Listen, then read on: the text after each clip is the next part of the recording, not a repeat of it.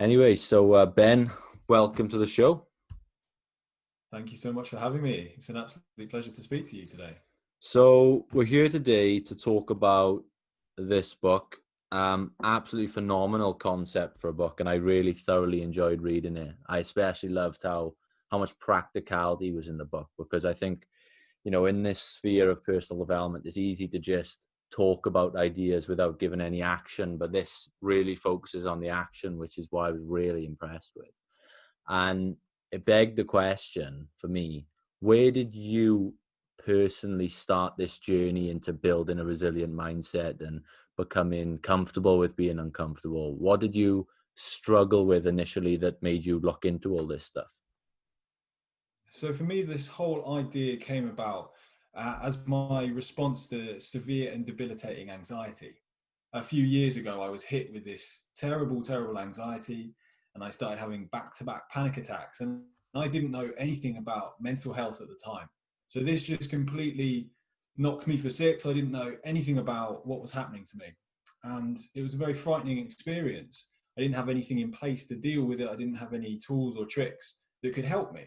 So this project has basically been my answer to that, and how I've tried to build resilience in the face of something like this, which at the time was the worst thing that could have happened to me, this extremely negative event, or what I initially perceived to be a negative event, ended up turning into this amazing journey. And it was a catalyst for extremely positive change in my life. And that's really the start of the whole project, was from that moment of very anxious and panicky mindset.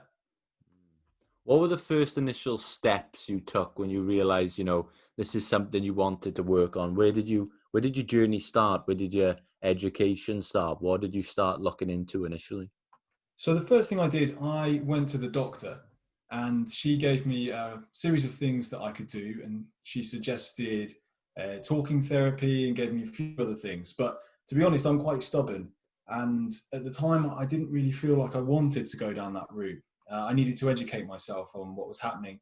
Um, so I started reading and I started consuming content. I've honestly never read so much in such a short space of time.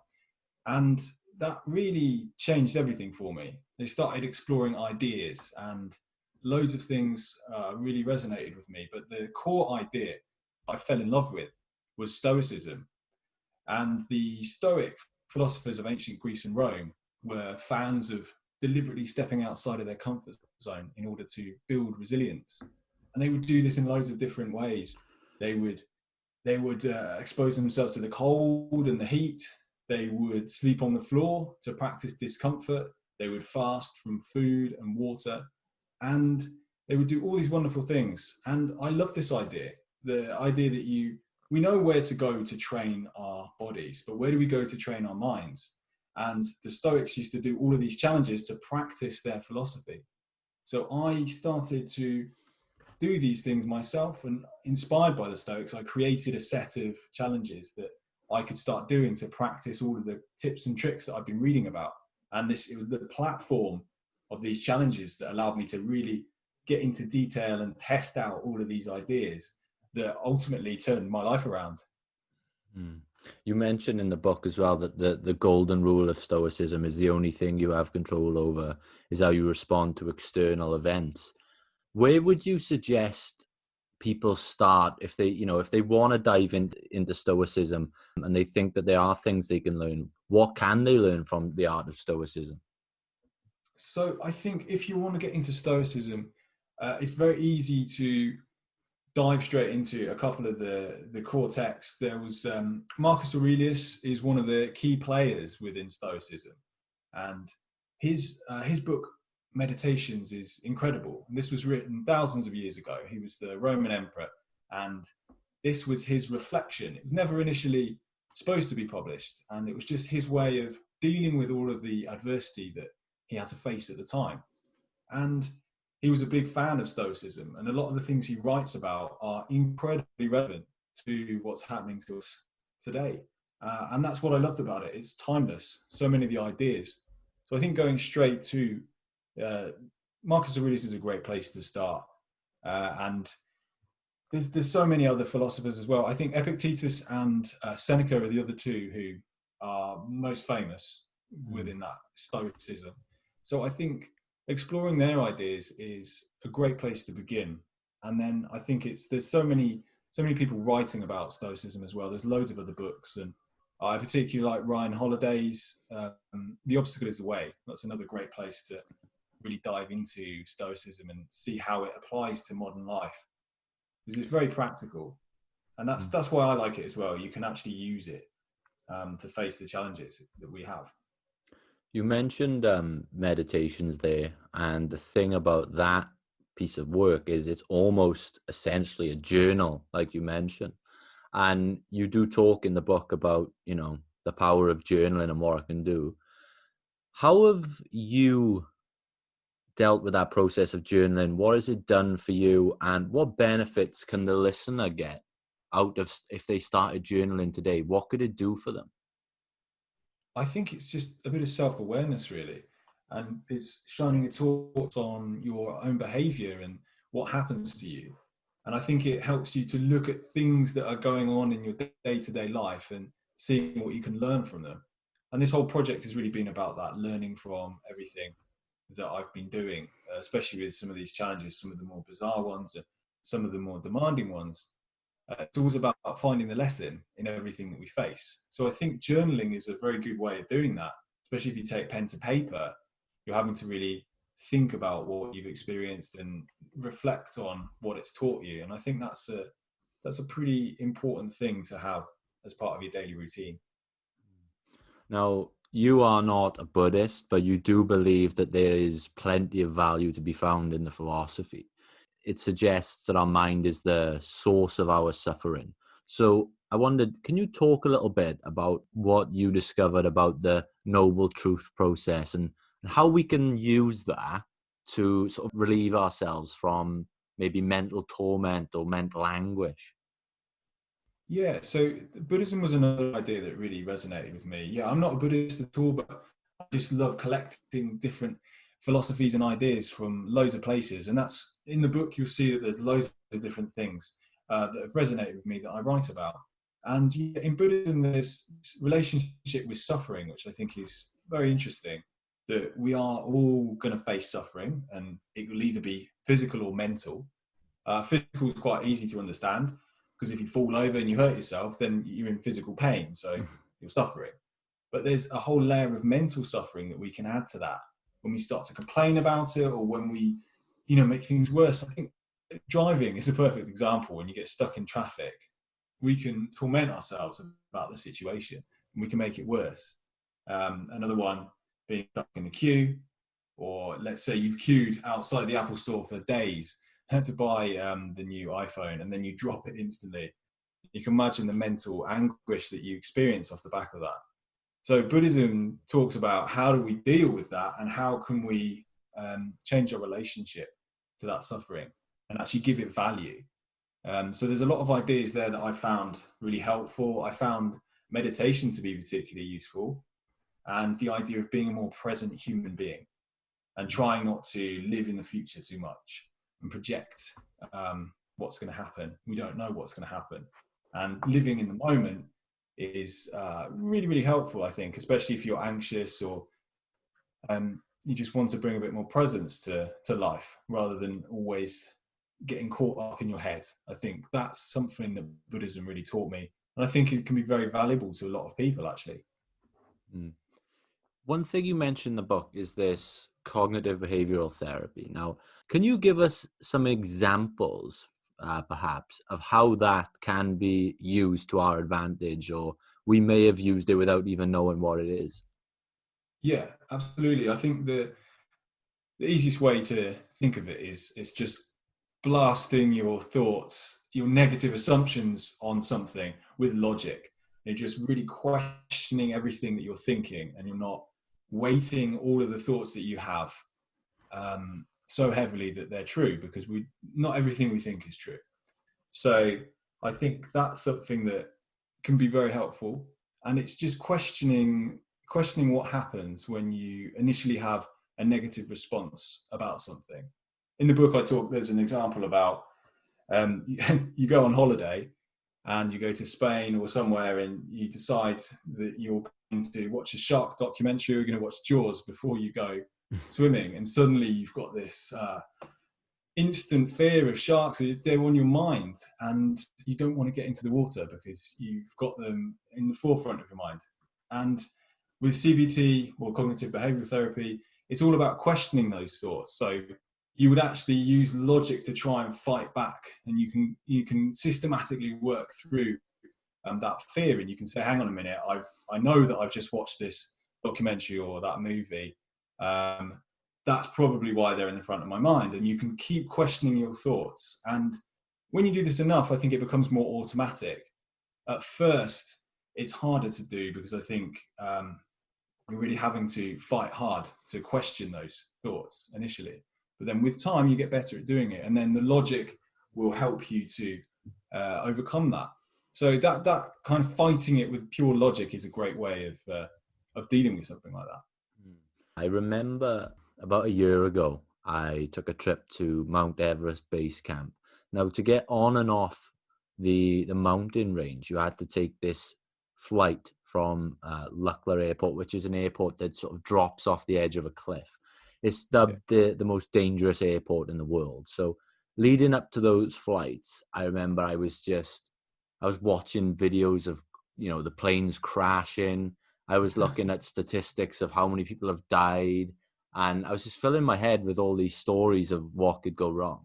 And I got myself into a terrible state. And I remember somebody I was on the trek with sat down with me and they said, right, let's talk about it reasonably.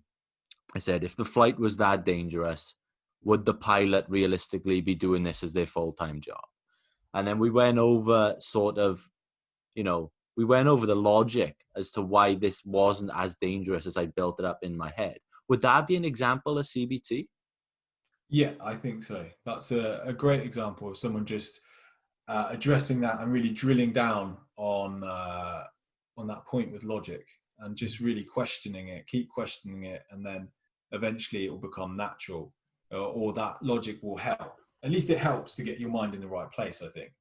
Obviously, that's the theory anyway. It takes a lot of work to get it to, to get you to feel comfortable. But I think that's getting your mind in the right place, at least. Did that help you when you started to question it with logic? Definitely. It was, to be honest, it was the only thing keeping me calm. Was I just kept saying to myself, I loved that fact someone brought up. I just kept thinking, well, why would the pilot be flying these planes every day, Absolutely. That's it, isn't it? And it's hard for us sometimes in the thick of it, especially if we're getting worked up about it. If we're feeling emotional about something, it's hard to deal with that. So we have to lean into the logic. I think that can make a big difference. Definitely. One thing I'd love to touch on is this idea of growth mindset. Now, we've interviewed over 100 people in this personal development space now, and growth mindset is something that often gets preached on this show. In fact, the other day I interviewed John Assaraf, and this was a big topic that me and him talked about. So for you, what are the fundamental differences between a fixed mindset and a growth mindset, or what characteristics go into each person that fits into those molds? And then how do we transition from a fixed mindset to a growth mindset? I think the thing is that we can have fixed mindsets and growth mindsets in many different parts of our lives. It's not necessarily you're someone with a fixed mindset and that's the only type of mindset you have. There's certain parts of our lives where we can end up having a fixed mindset, but maybe in a different section of our life, we'll have a growth mindset.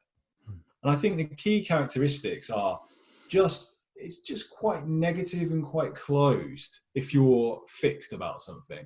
You're not open to new ideas, and actually if you fail at something, well, then that's an indication that you should stop, or that there's this fixed ability that you can't, there's only so much natural talent, that your natural talent will only get you so far.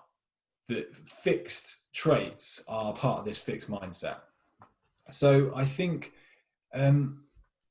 with a fixed mindset, what can happen is people will close themselves off to their potential. Whereas if you have a growth mindset, you're very very open, and you're always looking to learn. I think the key thing is what you take away from the experience. So with a fixed mindset, if you fail, it's a failure. If it's a growth mindset, when you fail, you're learning. So there's nothing bad about that. That failure isn't a problem. It's all part of the process. And it's just a slight shift in attitude that makes a massive difference.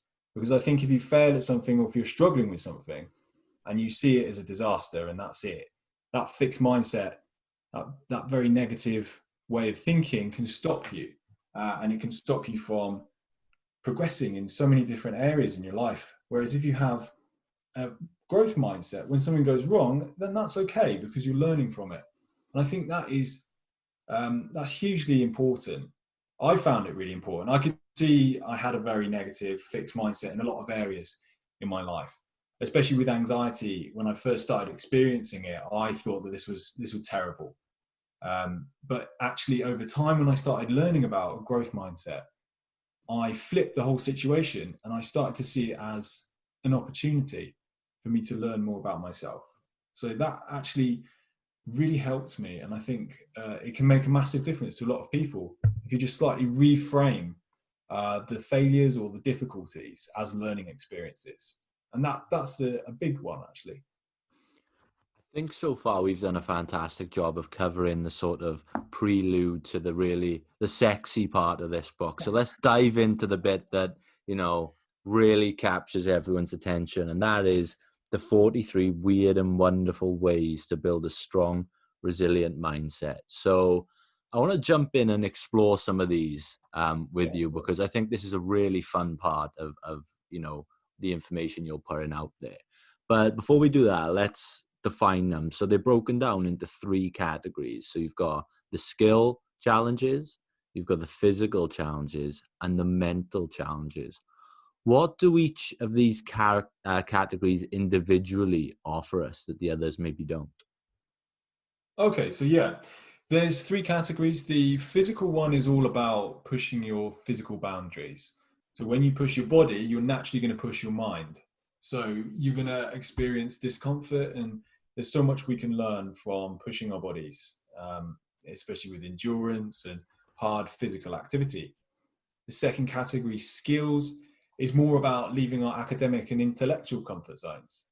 So this is practicing growth mindset and putting into place all of these systems to deal with frustration and irritations. And a lot of the challenges within this category, when we talk about them, you'll notice a lot of them are very fiddly and frustrating, and you've got to cultivate patience to deal with a lot of these challenges. And that's certainly a different way of pushing yourself out of your comfort zone.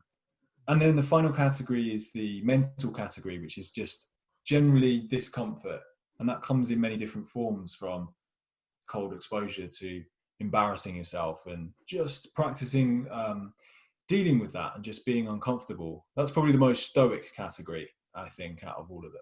The just general practicing adversity category, I guess. So let's start off with looking at the mental side then. In fact, let's look at, I've got it right in front of me, challenge number 1 in the book, which is taking a 10-minute cold shower. So I think a lot of people who follow the personal development space have heard of Wim Hof and his passion for this kind of exposure. And I think he goes into extreme detail, which maybe can lose a lot of people. But let's focus on you specifically. What did this challenge do for you specifically? And what were your experiences with it? Because I think, if you were to give, your experiences, it might be a bit more relatable to the people at home. Yeah. So this is a very simple exercise. It's just fighting against that resistance of, I don't want to get in the cold water, which we all experience. It doesn't matter how long you've been doing it. There's still a little bit of mental resistance before you get into the cold, because it's uncomfortable. But the more you do it, the easier it becomes. But there's still resistance. And I think that's a good thing to play around with. So for me, I remember the first time I had a cold shower, it was brutal. And I found it so difficult. But over time, it's now become something I do every single day. And I know that there's a little bit of resistance that I have to push myself through. But then afterwards, I feel great. And it's just a mindset thing that helps you to it's a small challenge, but it helps you to keep up momentum. And I think it's a great way to push yourself. And obviously you can take it further. And I've had ice baths and things. And if you have an ice bath, that's really, really, really painful. So you're having to work with pain and mental resistance. And, you know, you can take it further. In Finland, they do a lot of frozen lake swimming. I did this last year actually, and I loved it. You go into the frozen lake and then you get out and you go into the sauna and then you go back into the frozen lake. And it's part of Finnish culture. So it's something that they use a lot. And I love that. It was brilliant being in, I remember last year I was in just outside Helsinki, and I went to this frozen lake. There's a sauna by it, and all of these elderly Finns they're just getting into the frozen lake as if it's nothing. So it was great to see that, and really inspiring actually when everyone's getting in, and it encourages you to do that and to want to do it. So I found that that was a great experience. But leaning into that resistance, working with resistance, is one of the things that the cold can do for us.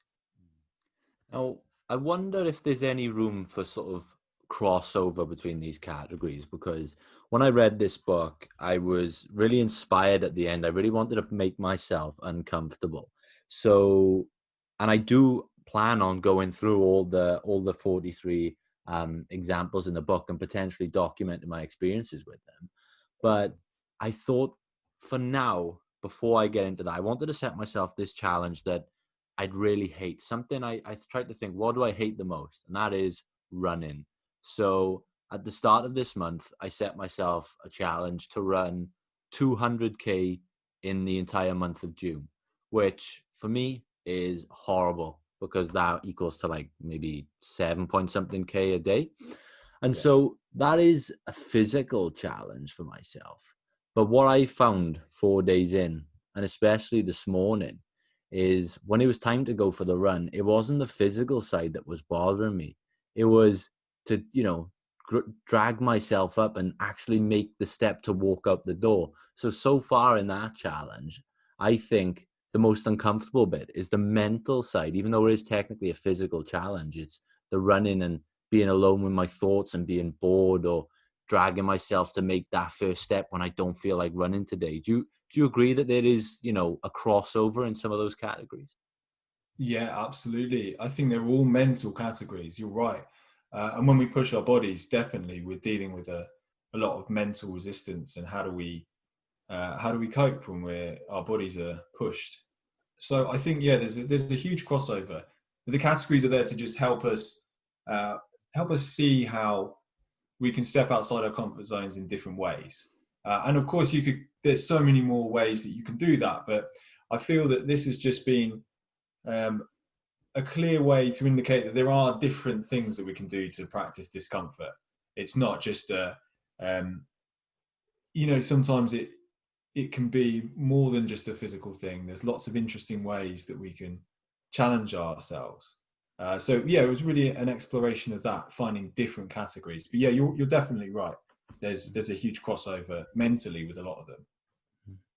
So another mental challenge in the book, and this is one that I've recently managed to master quite a bit, especially during lockdown in the UK, is becoming an early riser. So you note that it's it's quick for a one-off practice, but it's epic as a daily practice. So what has waking up early done for you as a person, and how has it allowed you to grow? Yeah, so getting up early, I never used to be an early bird, so that was really difficult for me to change that. And again, when the alarm goes off and you're tired, there's resistance, and when there's resistance, then there's growth with that. And I guess for me, the early morning thing has allowed me to have time to, well, firstly do a lot of these challenges, and also to write my book and create a morning routine that has made a huge difference to everything, really. It's having that structure to the day. It's a great way to start the day, and filling it with things that you want to do is really good because it makes you want to get out of bed. And it's a really nice way to begin the day when you have a very solid routine You wake up and then you start cracking through that. And then, come 8 o'clock or whatever, you're set to go and you've done everything that you wanted. And then the rest of the day can go from there. So yeah, I found that time and that space to be really, really beneficial actually. I found in my own experience that, say, for example, if I'd normally wake up at 8 a.m., at the moment I'm trying to wake up at 6 a.m. or 5:30 every morning. And my morning routine is pretty much, I like to get up, and the first thing I do in the morning is exercise, because I think exercise is one of those things that, until you get it out of the way for the day, it's going to be in the back of your mind as something that you feel obliged to do. So I like to get that done early, the first thing I do in the day, because it doesn't require any technology or stimulation in that regard. So I think it's nice to have that hour early in the morning where it's just you and, just you in the natural world. And then from there is when I'll maybe check my emails and do my emails for the day, maybe liaise with some podcast guests or do some editing or whatever I need to do in that regard. And then I think for the sort of last hour to half hour until I would normally wake up, I like to do some studying. So, at the moment, for example, I'm studying Napoleon Hill's Think and Grow Rich. So by the time I've normally woken up at 8 o'clock, I've managed to exercise, I've managed to contribute to this podcast, and I've managed to better myself in the personal development regard. And then I think, like you said, by the time 8 o'clock comes, you feel like you've almost got a head start on the day. You feel like you've almost cheated the system in a way. So I wonder what your morning routine looks like and what you like to get done. Yeah, so I think it's changed over time, and it really depends on what's happening in my life.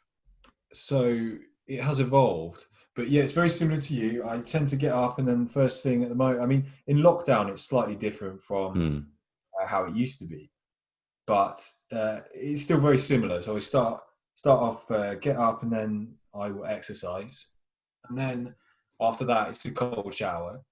And then it's normally meditation after that. And that's a nice way for me to set myself up. And then I think the bits after that vary. So maybe it would be some reading, or maybe it would be some writing.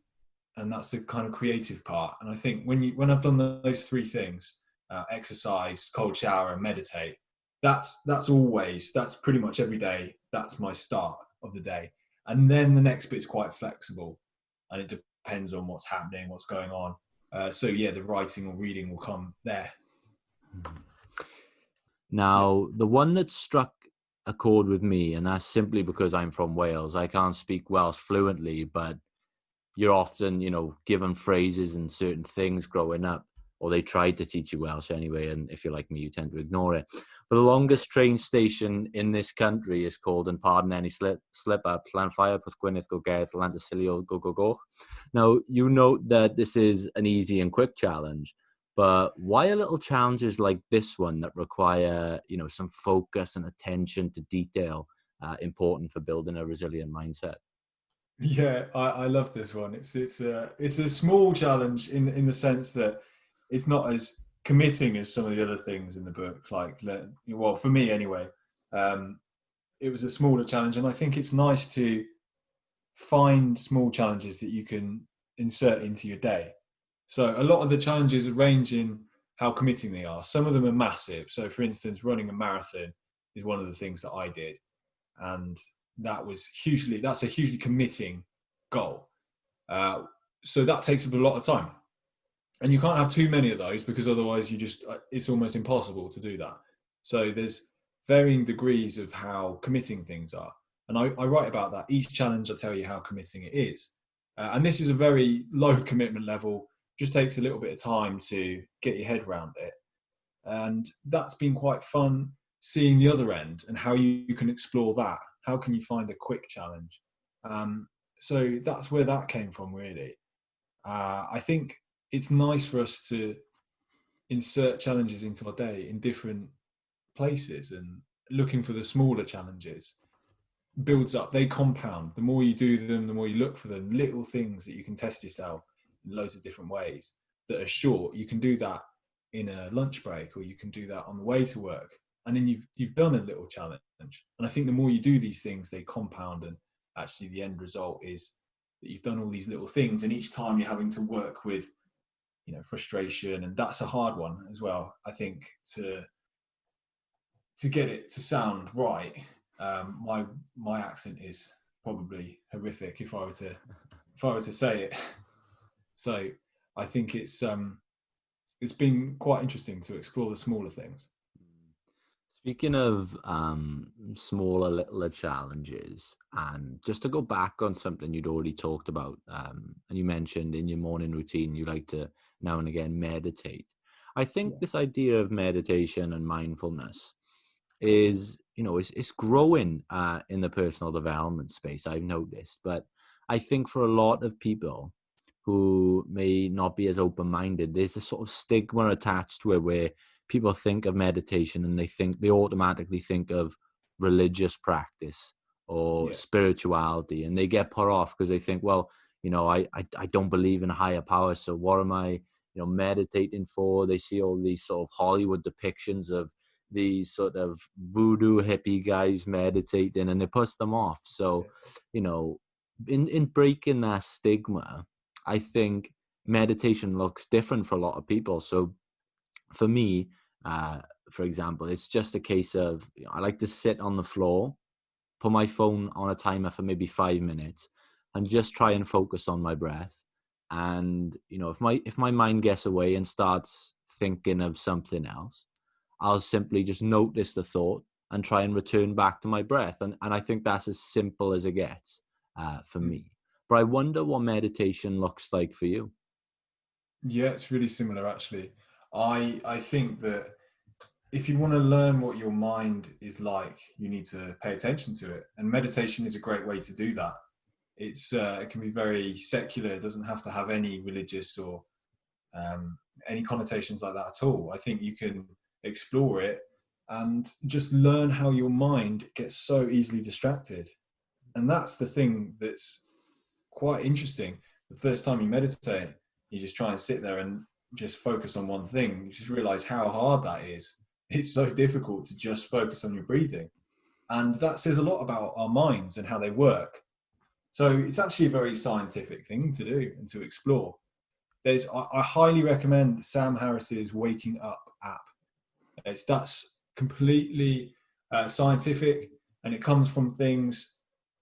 It comes at things from that angle. So I think if anyone wants to look and explore meditation, then this is a great place to start. And there's a course and there's loads of different things that you can do with it, but it's just a guided meditation, and they're 10 minutes long, and he just talks you through it. Just like you were saying, there's a little timer, and you just pay attention to different things, and that's it. There's nothing else going on. It's just focusing on your breathing or different parts of your body, and paying attention to your mind as well. It's really interesting. So I think a lot of people can benefit from that. So I'll turn to you for this question as we move on to the physical category. There are physical challenges in this book, like completing a triathlon, the beep test, for example. But what would you say is your favorite, or least favorite even, physical challenge in the book, and why? Okay, so for me, I think talking about some of my mountaineering experiences, probably my favorite physical challenge. I think that's because I started to push myself with my climbing. Before I started doing all these challenges, I did climb a bit. But then after having all this anxiety and actually creating these challenges as a platform to practice all the philosophy, climbing really came to the fore, and it became something that I would use as a way to push myself in loads of different areas, mentally as well as physically. So some of the mountaineering experiences that I've had have done that. They've been really physically demanding, but also mentally as well. So I think, some of the places that I've been because of climbing have really inspired me. And I've been to some incredible mountain ranges and done a lot of climbing that's been really exciting. So I guess it's that element of excitement that I like around the climbing. And you also get some great pictures when you're climbing. It's nice to be in that environment as well. Mm. Looking forward now, so you've tackled these 43 ways of making yourself feel uncomfortable. So at Yeah. this point, you must be quite comfortable in a lot of areas. What makes Ben Aldridge uncomfortable now?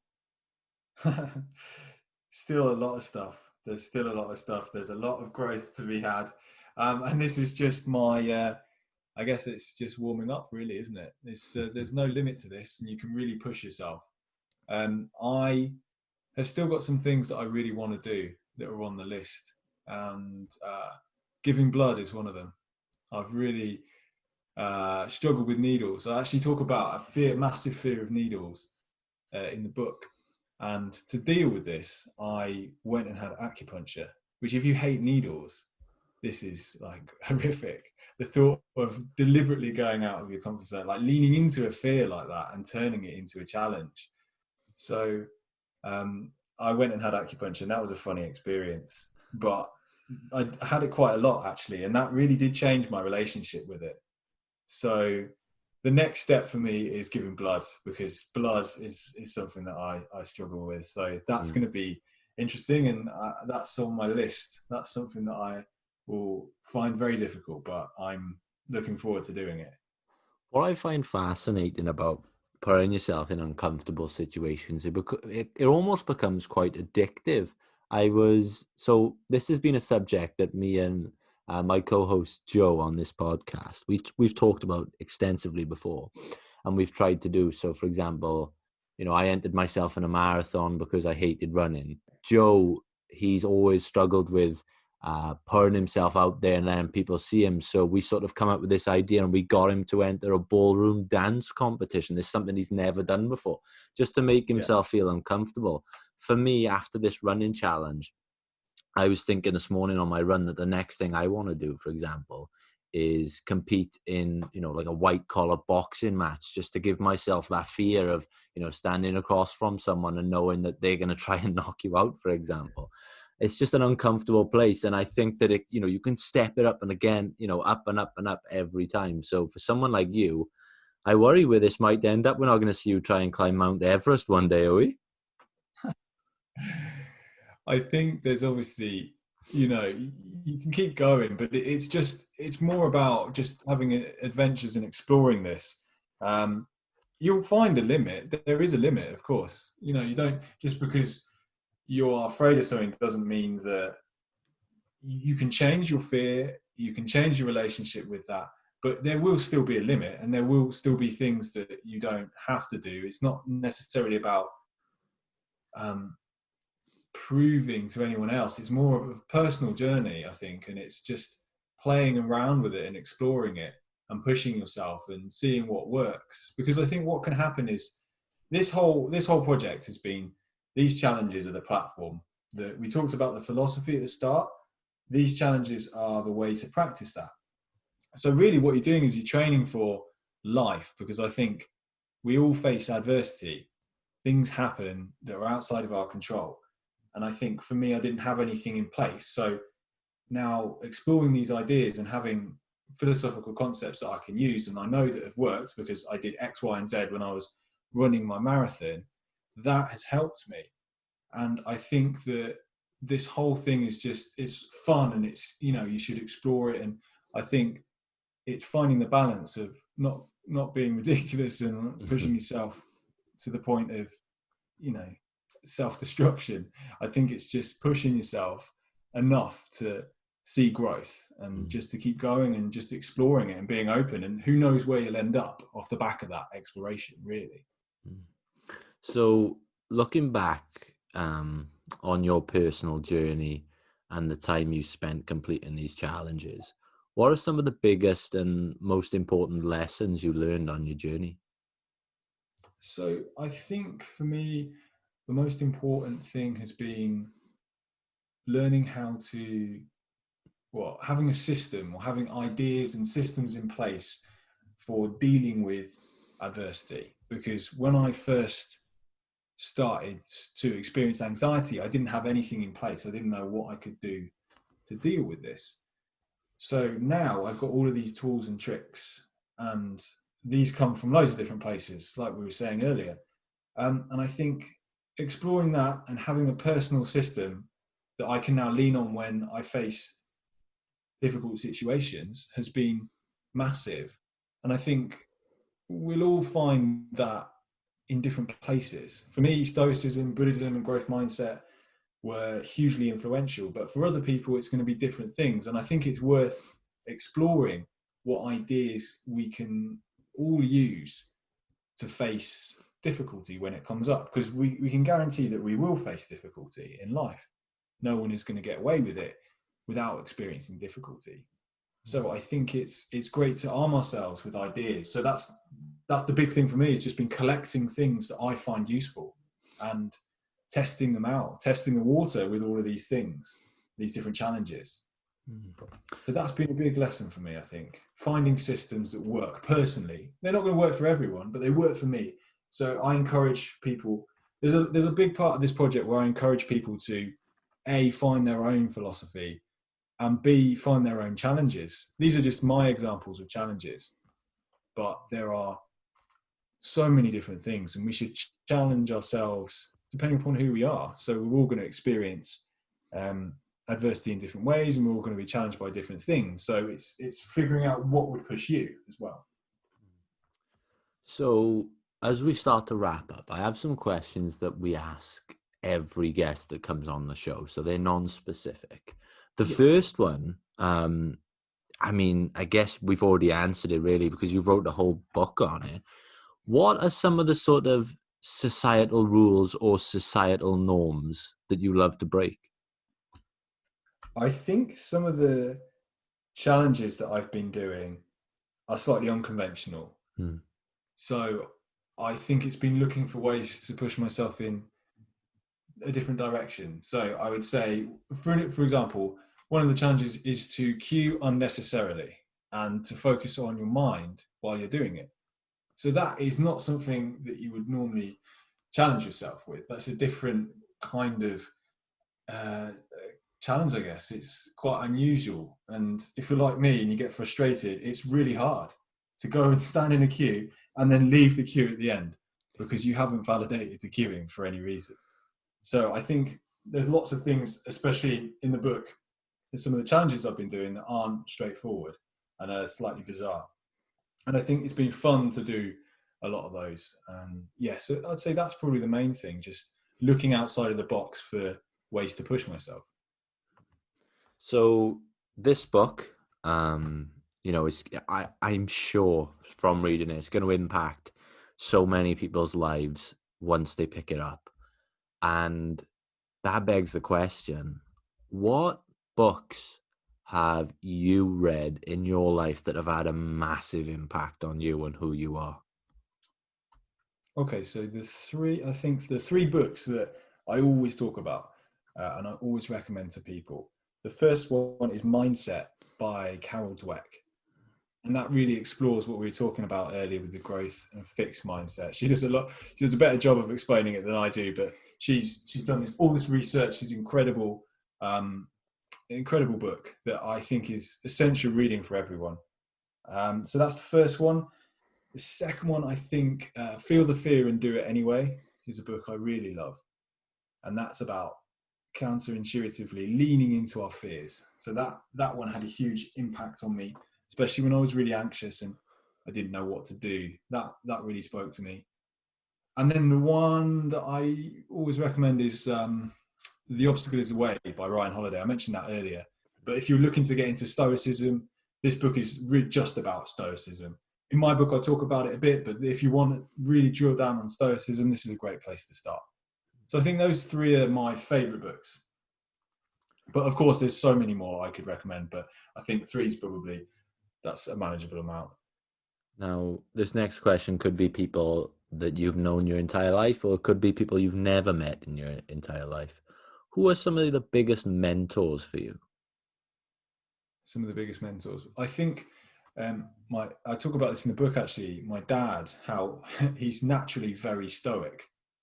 A lot of the things that I'll save this because I think there's a nice story in the book about an experience he has, and the way he deals with it. Well, actually, a lot of experiences, the way he deals with it is very, very stoic.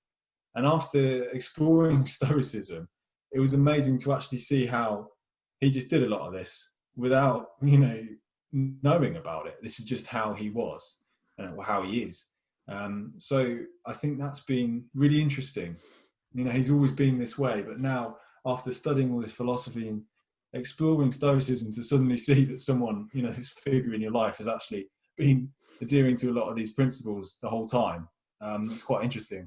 So yeah, I'd say that's really nice.